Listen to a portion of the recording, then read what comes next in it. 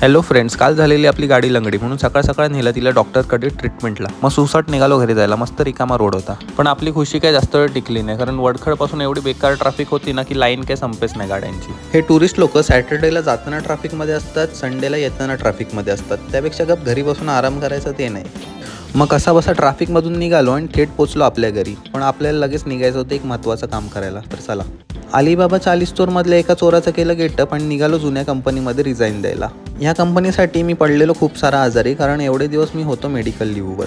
रोज travelling करण्याचा एक फायदा तर नक्कीच झालाय. मी 1 वीकमध्ये डायरेक्ट 2 kg वेट लॉस केले आणि त्याच खुशीत मी खाल्ला आज आईस्क्रीम. फायनली ह्या कंपनीमध्ये दिलं रिझाईन आणि सगळ्यांना टाटा बाय बाय करून निघालो मी घरी जायला.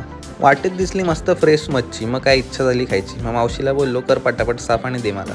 ह्याचा एक रेसिपी मिनी ब्लॉग बनवलाय, तो नक्कीच लवकर येईल. जर हा व्हिडिओ तुम्हाला आवडला असेल तर नक्की लाईक करा, नवीन असेल तर सबस्क्राईब करा आणि आपण भेटूया उद्या करामती करायला.